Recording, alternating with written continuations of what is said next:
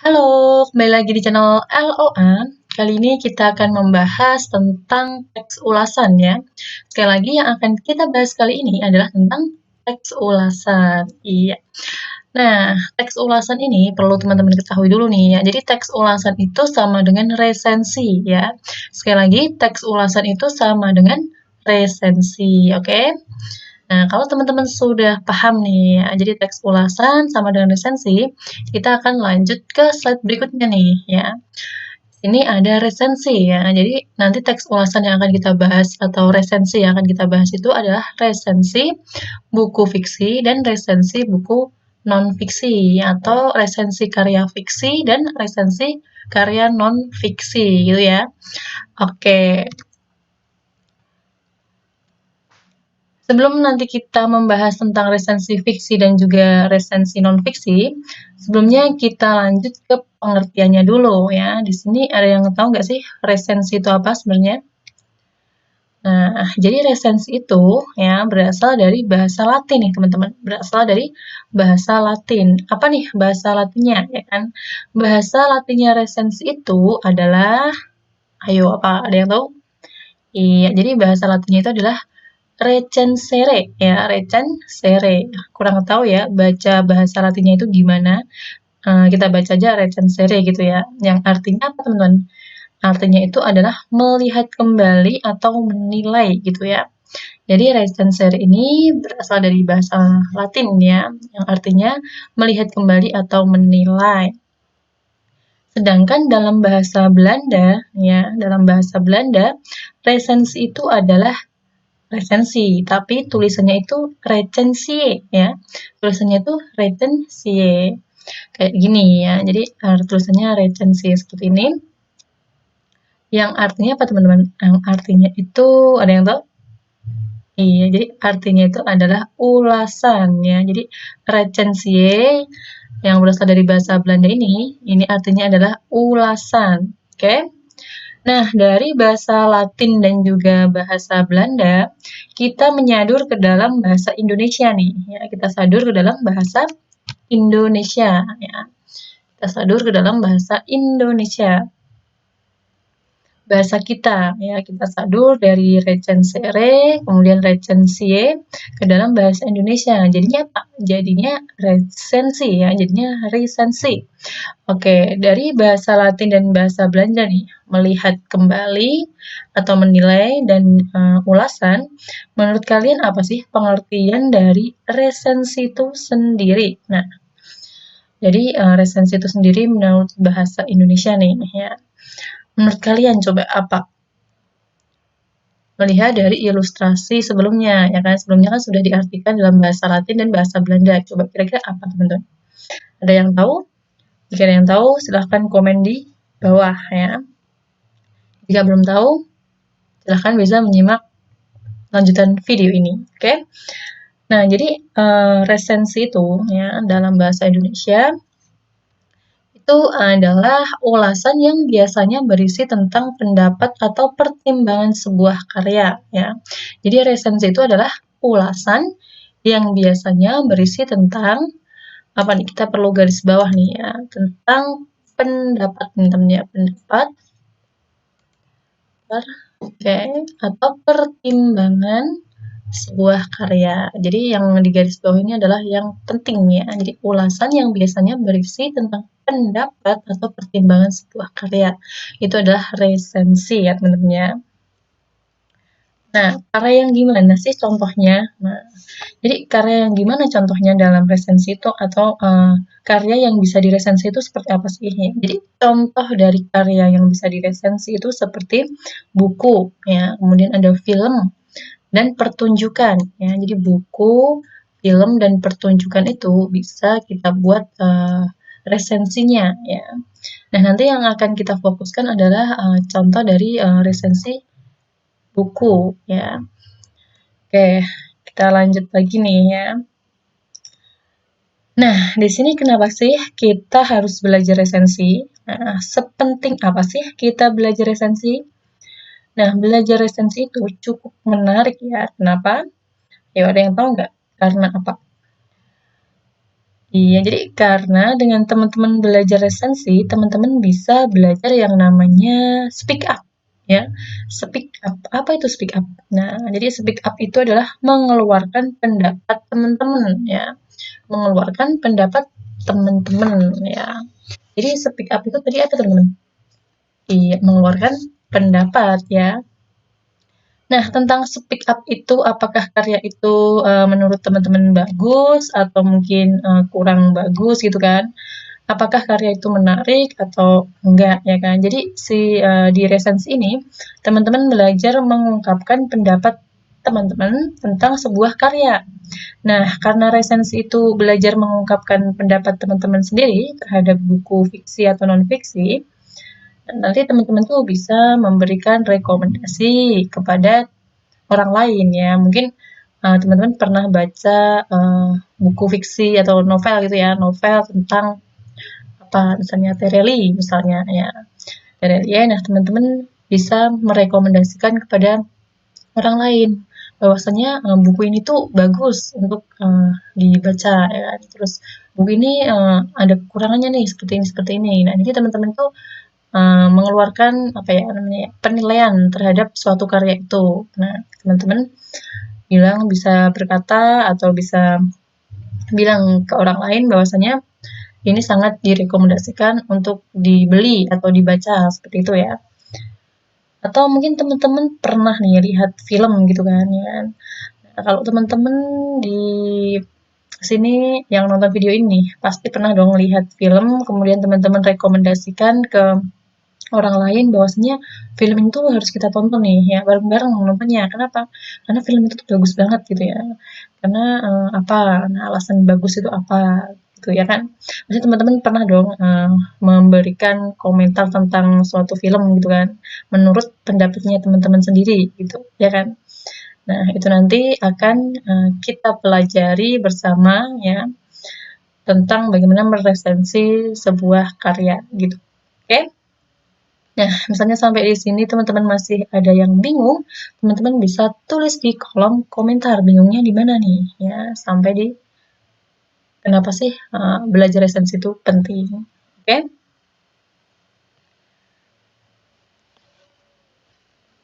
Ya, jadi setelah teman-teman sudah paham tentang alasan kenapa kita harus belajar resensi ya, kita akan lanjut ke bagian selanjutnya nih ya, yaitu kita akan belajar tentang resensi buku fiksi dan non-fiksi yang akan berfokus pada nilai-nilai ya.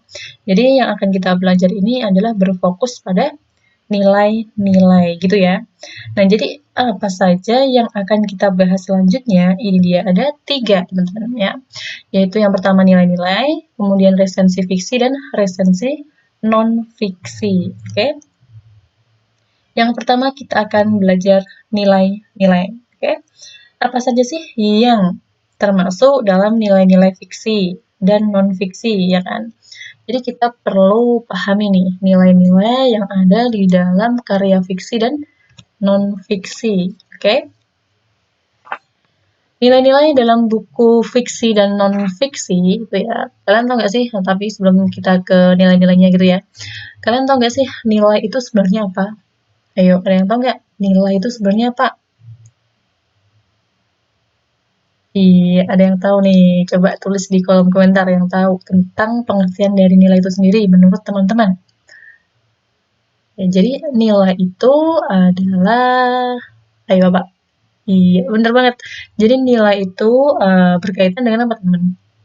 Berkaitan dengan hal-hal penting yang berguna bagi kemanusiaan atau kehidupan manusia gitu ya. Jadi nilai itu adalah hal-hal penting yang berkaitan dan juga berguna bagi kemanusiaan atau kehidupan manusia. Nah, jadi kalau dikategorikan utamanya nilai yang ada di buku fiksi dan non-fiksi itu ada 3 ya, ada 3. Yang pertama adalah nilai moral ya, kemudian ada nilai sosial dan yang terakhir ada nilai budaya.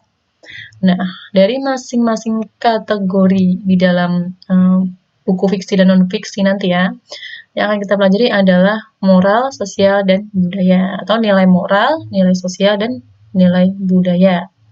Terlepas dari teman-teman sudah mengetahui dulu ya. Jadi nilai tadi berkaitan dengan hal-hal penting yang berkaitan dan juga berguna bagi kemanusiaan atau kehidupan manusia gitu ya.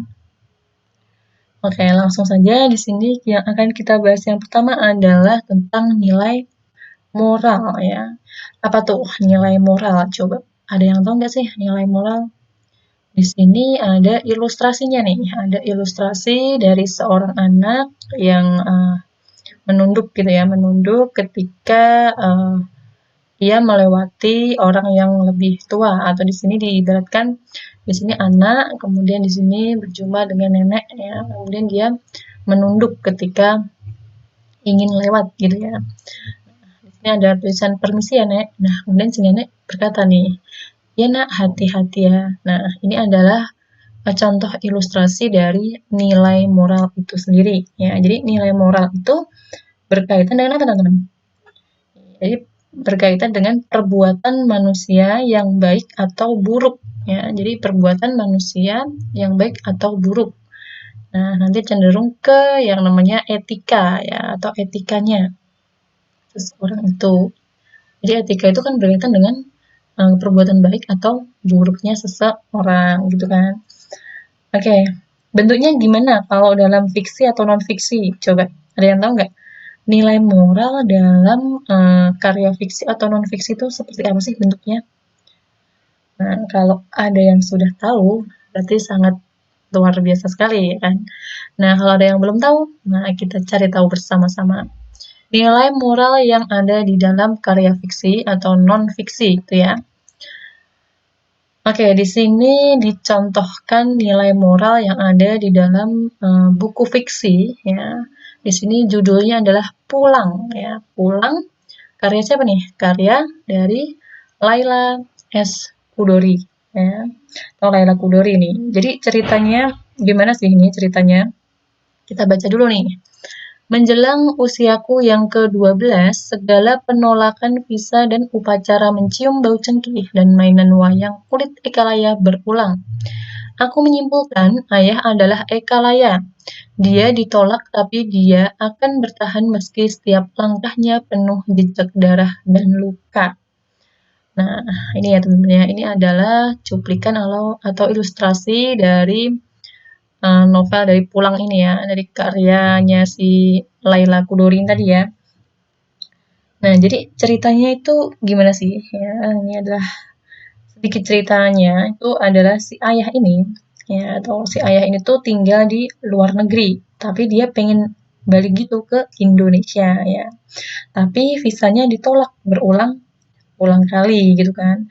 Tapi di sini ada kata tapi dia, ya, tapi dia mana nih? Tapi dia. Nah, ini dia. Tapi dia akan bertahan meski setiap langkahnya penuh jejak darah dan luka. Nah, di sini maksudnya seperti apa? Nah, jadi dari yang di garis bawah ini ya, menurut teman-teman si ayah itu punya sifat yang seperti apa sih?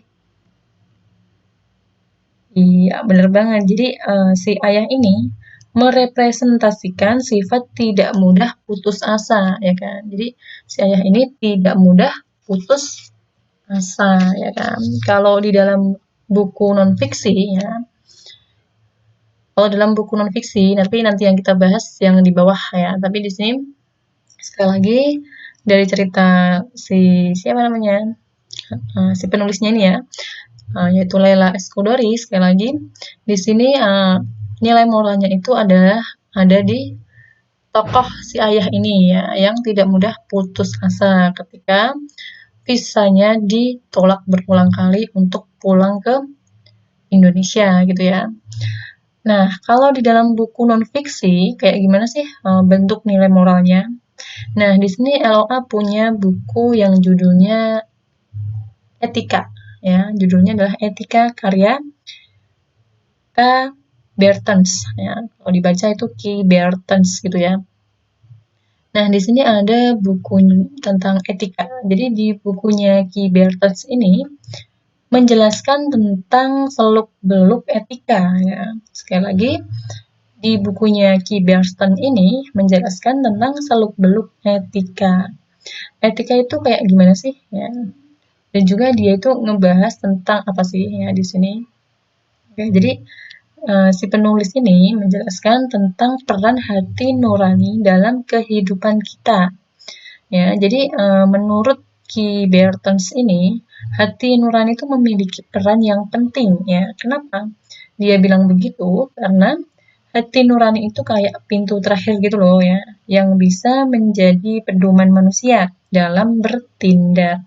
Jadi kalau manusia itu bertindak tanpa hati nuraninya gitu kan, itu pasti sudah bisa dikatakan tindakan yang dilakukan itu menjadi perbuatan yang kurang baik ya atau buruk. Nah, karena tidak didasarkan oleh hati nurani.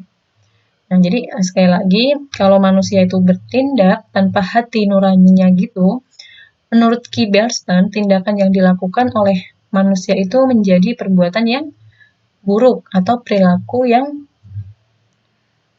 buruk ya karena tidak didasarkan oleh hati nurani. Jadi dari cerita ini nilai moral yang ditonjolkan oleh si penulis dalam bukunya itu apa sih? Coba teman-teman sudah bisa memahami ya. Jadi apa sih yang ditonjolkan oleh si Ki Bertens ini ya? Jadi si Ki Bertens ini ya itu ingin memberitahukan kepada kita bahwa hati nurani itu dapat digunakan sebagai pedoman kita untuk apa? Untuk memilah perbuatan baik atau buruk yang akan kita lakukan. Oke. Nah, jadi sekali lagi si Ki Bertens ini ya, si Ki Bertens ini ingin memberitahukan kepada pembaca atau kita ya bahwa hati nurani itu dapat digunakan sebagai pedoman kita untuk apa? Untuk memilah perbuatan baik atau buruk yang akan kita lakukan. Nah, jadi itu dia nilai moral yang ingin disampaikan oleh buku Etika Non Fiksi ini ya. Jadi hasil atau intisari dari buku Etika ini ya. Sekali lagi tentang hati nurani. Oke, seperti itu teman-teman. Selanjutnya kita masuk ke pembahasan tentang nilai sosial yang ada di dalam buku fiksi ataupun buku non-fiksi ya. Jadi tentang nilai sosial. Kalau nilai sosial itu berkaitan dengan fenomena sosial yang terjadi di kehidupan bermasyarakat ya. Jadi sekali lagi kalau nilai sosial itu apa? Jadi kalau nilai sosial itu berkaitan dengan fenomena sosial yang terjadi di kehidupan bermasyarakat. Contohnya apa saja sih? Ya, misalnya kayak sifat toleransi atau yang berkaitan dengan nilai-nilai persatuan ya. Biar lebih jelasnya, kita lihat contohnya dalam fiksi dan juga non-fiksi seperti apa. Oke? Kita langsung saja implementasikan ke dalam contoh karya fiksi dan non-fiksi tentang nilai sosial ya. Contoh yang pertama untuk fiksi nih, LOA punya novelnya Pramudia Ananta. Nah, di sini judulnya adalah Bukan Pasar Malam ya. Bukan Pasar Malam. Nah, teman-teman mungkin bisa baca bukunya, mungkin secara garis besarnya teman-teman bisa baca, mungkin teman-teman bisa searching ya, bisa searching di Google karena sekarang ini banyak sekali platform-platform yang sudah menyediakan mungkin ringkasan cerita dari novel atau ringkasan cerita dari karya-karya terpopuler atau yang mungkin teman-teman tidak perlu membaca semua, tapi teman-teman sudah tahu intisarinya gitu ya. Nah, sekali lagi, kalau bisa teman-teman baca semuanya ya, biar teman-teman tahu alur ceritanya itu seperti apa gitu ya. Nah, di sini contoh nilai sosial dalam buku fiksi karya Pramudia Ananta yang berjudul Bukan Pasar Malam ya, Bukan Pasar Malam. Nih, kita baca dulu ya. Teman-teman bisa pause juga kalau ingin membaca sendiri. Atau teman-teman bisa mendengarkan LOA yang membaca ini ya. Jadi kita baca bersama-sama di sini. Cuplikannya adalah, sore ini aku menengok ke rumah sakit dengan istriku dan kedua adikku. Istriku menyuapkan sup sumsum ke mulut ayah. Dan dikala itu terasa oleh hatiku betapa gampangnya manusia dengan manusia didekatkan oleh kemanusiaan. Aku terharu. Sungguh aku terharu oleh perbuatan kecil yang tak berharga itu. Nah, ini adalah cuplikan dari isi novel Bukan Pasar Malam ya. Nah, jadi dari karyanya si Pramoedya Ananta ini ya, atau karya si penulis ini, kita lihat nih dari kutipan ini, mana sih nilai sosial yang ditunjukkan oleh novel dari si penulis yang Bukan Pasar Malam ini. Nah, di sini kita bisa melihat dinamika sebuah keluarga, ya kan? Dinamika sebuah keluarga ketika ayahnya lagi sakit nih, ya. Ayahnya siapa? Ayahnya lagi sakit. Ayahnya si tokoh, ya. Ayahnya si tokoh ini kan lagi sakit. Nah, si aku atau tokoh aku ini menengoknya ke rumah sakit dengan istri dan juga kedua adiknya. Ya, jadi anaknya si ayah menjenguk di rumah sakit gitu kan. Nah, istrinya si aku atau tokoh aku ini menyuapkan sup sumsum ya. Jadi si istrinya si tokoh aku sekali lagi menyuapkan sup sumsum ke mulut ayah. Nah, itu maksudnya si menantu ya. Si menantu menyuapkan sup sumsum ke mulut mertuanya seperti itu. Nah, baru dia bilang terharu ya melihat itu semua kayak gitulah ya. Nah, jadi ini tuh intinya tentang dinamika suatu keluarga ya. Nah, nilai sosialnya di mana nih ya? Nilai sosialnya ini bisa ditunjukkan di mana coba? Mungkin teman-teman sudah tahu nih. Ya, jadi nilai sosialnya itu bisa kita lihat ya bersama-sama dari kutipan novel ini yaitu adanya hubungan antara anak dengan orang tua ya kan. Anak yang menjenguk orang tuanya yang sedang sakit gitu kan. Nah, kemudian hubungan sosial lagi atau nilai sosialnya lagi itu hubungan antara apa? Antara menantu dan mertuanya. Ya, jadi si menantu yang perhatian dengan mertuanya ketika mertuanya sedang sakit gitu ya. Jadi itu adalah nilai sosial ya. Jadi terlihat dinamika keluarga yang menonjolkan nilai-nilai sosial dalam kutipan novel ini ya. Nah, itu dalam buku fiksi atau karya fiksi. Kalau dalam non-fiksi ya, kalau dalam non-fiksi itu gimana sih ya? Kalau di dalam non-fiksi di sini LOA punya contoh nih ya, punya contoh yaitu buku dari Insinyur Soekarno yang judulnya Sarinah. Nah, mungkin teman-teman pernah baca nih ya. Yakin ada yang belum pernah baca juga ya. Oke, jadi kalau ada yang belum pernah baca, teman-teman bisa sekali lagi cari tentang buku ini ya, bisa membeli atau mungkin teman-teman bisa membaca via online ya, di Google teman-teman bisa cari ya, sudah banyak sekali yang menyediakannya. Jadi kalau buku non-fiksi itu dari mana kita bisa lihat nilai sosialnya? Nah, kita bisa lihat dari apakah buku itu mengandung nilai-nilai dalam kehidupan sosial dan juga dalam kehidupan bermasyarakat. Oke, yang belum kita lanjut lagi nih. Jadi di novel ini ya menceritakan, bukan di novel ya, karena ini non-fiksi. Kalau non-fiksi itu berarti sebuah tulisan yang bukan fiktif ya. Jadi di dalam cerita ini ya, tentang Sarinah ini menceritakan tentang apa posisi dan peran perempuan dalam kehidupan bermasyarakat ya.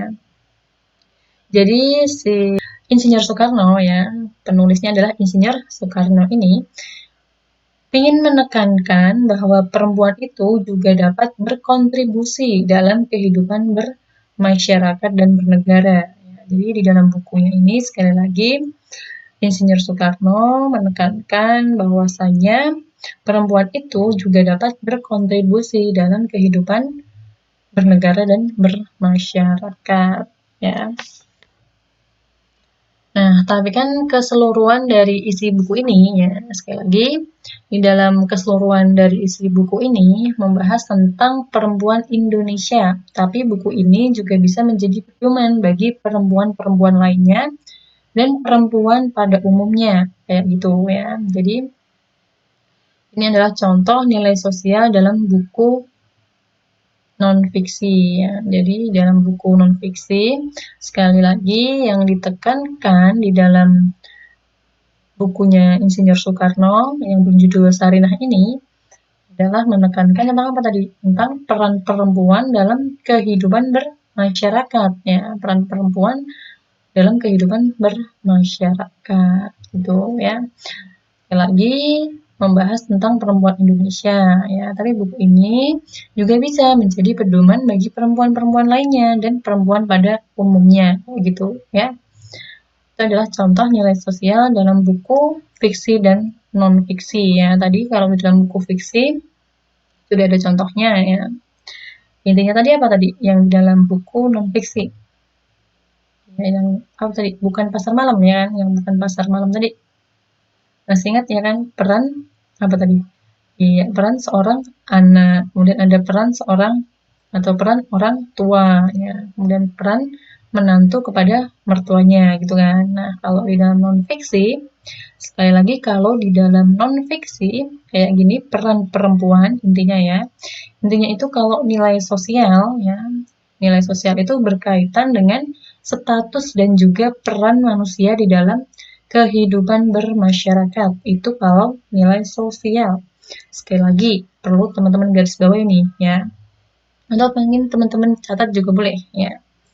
Teman-teman cukup mengingatnya saja juga boleh. Sekali lagi, intinya itu kalau nilai sosial berkaitan dengan status dan juga peran manusia dalam kehidupan bermasyarakat. Oke? Oke, selanjutnya yang terakhir adalah nilai budaya. Ya, sekali lagi yang terakhir adalah nilai budaya. Kalau nilai budaya itu berkaitan dengan apa? Ayo, ada yang tahu? Iya, benar banget. Ada yang tahu tuh. Ya, jadi nilai budaya itu berkaitan dengan kebudayaan. Benar banget. Udah pasti ya kan. Kemudian berkaitan dengan adat istiadat. Ya, adat istiadat suatu daerah. Atau juga bisa tradisi tertentu. Ya, tradisi tertentu yang berlaku di suatu masyarakat tertentu juga ya. Jadi tradisi itu biasanya berlaku di masyarakat tertentu. Jadi tidak semua lapisan masyarakat memiliki tradisi yang sama gitu ya. Gimana kita bisa lihat nilai budaya? Nah, gimana kita bisa lihat nilai budaya dalam buku fiksi misalnya? Gimana caranya? Ada yang tahu? Gimana kita bisa lihat nilai budaya di dalam karya fiksi atau non-fiksi? Nah, kita akan belajar ini ya. Jadi di sini nanti, di video ini nanti, kita akan langsung ke contoh dari nilai budaya yang ada di dalam suatu karya fiksi maupun karya non-fiksi gitu ya. Untuk fiksi ini ya, untuk fiksi contoh novelnya di sini LOA punya novelnya Para Priyayi ya, Para Priyayi karya dari Umar Khayyam ya. Di sini terlihat ya, sudah terlihat ada cuplikan dari contoh nilai budaya nih, cuplikan dari isi novel dari Para Priyayi ini ya. Ini kita baca dulu nih ya. Ada orang tua saya misalnya memegang tangan saya erat-erat dan saya mencium tangan mereka dengan takzim. Nah, ini adalah contoh atau cuplikan dari isi novelnya ya. Sekali lagi kita baca nih. Orang tua saya misalnya memegang tangan saya erat-erat dan saya mencium tangan mereka dengan takzim. Para Priyayi Umar Khayyam ya. Jadi sekali lagi judulnya adalah Para Priyayi, karya dari Umar Khayyam ya. Maksudnya penulisnya adalah Umar Khayyam gitu ya. Kalau teman-teman ingin membaca secara keseluruhan, teman-teman bisa sekali lagi bisa mencari di Google ya. Judulnya Para Priyayi karya Umar Khayyam. Oke? Nah, dari sini terlihat nggak nilai budaya yang ditonjolkan sama tokohnya? Yuk, terlihat nggak sih? Terlihat kan? Nah, di mana? Di kutipan memegang tangan saya erat-erat. Ini kayaknya kan? Ini dia, memegang tangan saya erat-erat dan saya mencium tangan mereka dengan takzim. Ya, jadi tokoh saya ini mencium tangan orang tuanya. Benar banget ya. Jadi di sini ya kita bisa melihat budaya ya, budaya kalau dalam novel ini ya, di dalam latar belakang novel ini ya, sesuai dengan novel ini adalah budaya orang Jawa zaman itu ya, orang Jawa zaman itu, yaitu anak-anak mencium tangan orang tuanya nih untuk menunjukkan rasa hormat dan juga menghargai orang tua. Nah, mungkin teman-teman juga selalu menghormati orang tuanya ya kan, dengan misalnya berangkat sekolah gitu kan, dengan atau pergi gitu kan, dengan pamit dengan orang tua dengan cara apa? Dengan cara mencium tangan orang tua ya kan, minta izin gitu ya kan. Nah, itu adalah adanya nilai budaya yang ada di dalam novel ini ya. Kalau teman-teman ingin membacanya agar lebih lebih tahu gitu ya, lebih tahu jalan cerita dari novel Para Priayi ini, teman-teman bisa sekali lagi bisa membacanya secara keseluruhan di buku Para Priayi Umar Khayyam. Jadi ini adalah contoh saja ya, contoh saja tentang nilai budaya yang ada di dalam novel ini ya. Kalau yang fiksi, tadi sekali lagi ya, bisa juga yang di nilai budaya ini ya, kita lihat dari nilai yang dianut tokohnya. Ya, sekali lagi, bisa juga nilai budaya ini kita lihat dari nilai yang dianut tokohnya atau peristiwa yang diceritakan di dalam novel itu ya. Sesuai dengan budaya yang diangkat di dalam novel itu. Jadi kita sesuaikan dalam novel itu seperti apa konteksnya gitu ya kan. Nah, baru sekarang kita lanjut ke non-fiksi ya. Kalau untuk non-fiksi itu bisa dilihat apakah buku itu menceritakan atau menguraikan tentang tradisi atau budaya tertentu ya. Jadi di dalam buku non-fiksi kita cari tuh buku non-fiksi itu menceritakan tentang budaya atau mungkin tradisi suatu daerah tertentu gitu ya. Nah, di sini dicontohkan ya, dalam video ini dicontohkan non-fiksi atau karya dari siapa nih? Ada yang tahu ini karya siapa? Tuh ada tulisannya tuh. Ayo, karya siapa tuh? Ini ya, dokter siapa nih? Ewis Kurniawati ya. Nah, judulnya Permainan Tradisional ya. Contohnya di sini adalah permainan tradisional. Dalam buku ini teman-teman bisa lihat ya. Atau teman-teman harusnya bisa membaca dulu ya. Teman-teman harusnya membaca dulu. Kalau belum membaca mungkin teman-teman belum tahu nih maksud dari isi judul dari buku permainan tradisional itu apa ya. Jadi isinya itu tentang apa sih? Nah, kalau ingin tahu isinya kan teman-teman harus membaca dulu ya.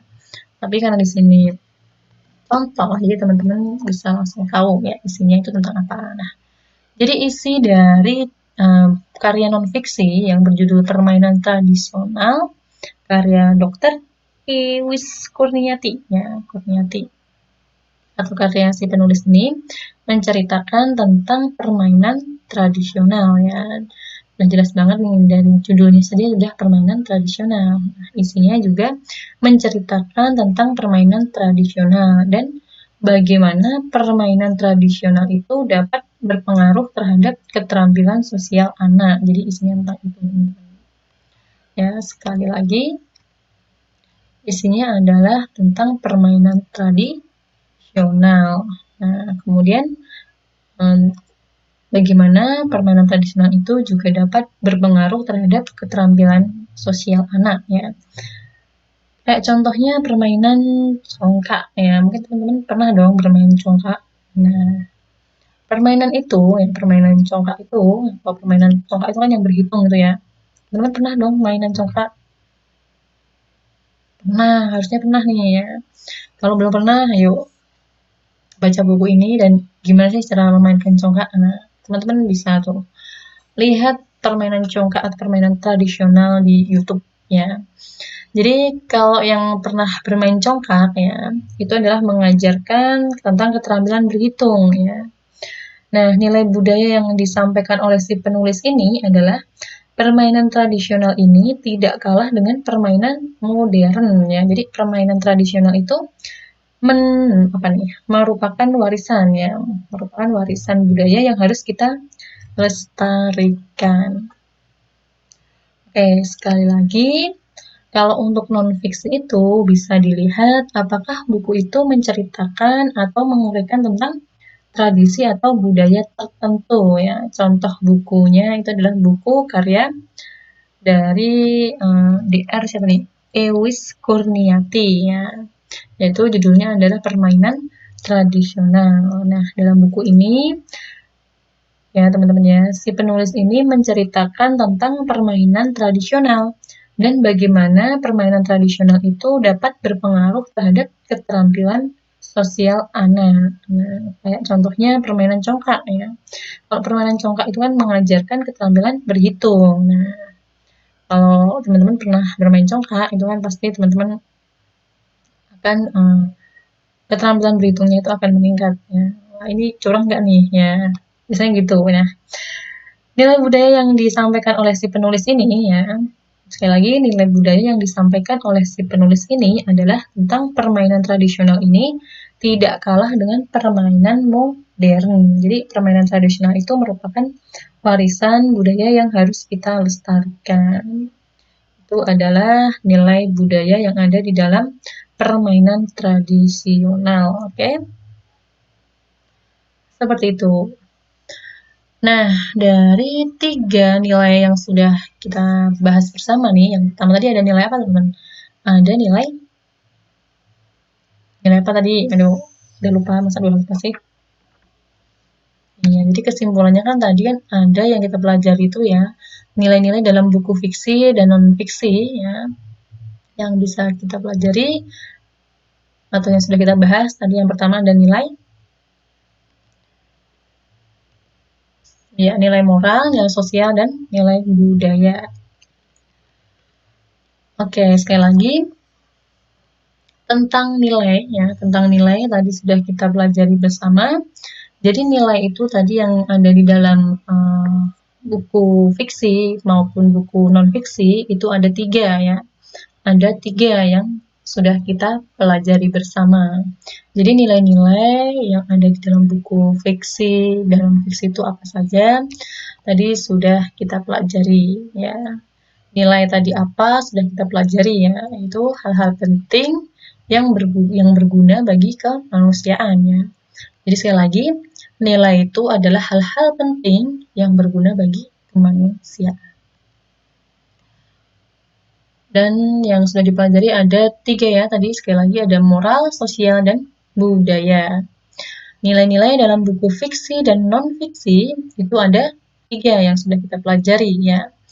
Teman-teman sudah mempelajari bagaimana sih nilai moral yang ada di dalam buku fiksi, kemudian bagaimana sih contoh nilai moral yang ada di buku non-fiksi. Kemudian teman-teman juga sudah belajar bagaimana sih nilai sosial yang ada di buku fiksi, kemudian gimana sih nilai sosial yang ada di non-fiksi, kemudian nilai budaya yang ada di buku fiksi, dan nilai budaya yang ada di buku non-fiksi. Nah, teman-teman sudah bisa membedakan nilai-nilai ini ya. Jadi 3 nilai ini utamanya yang kita bahas di video ini ya.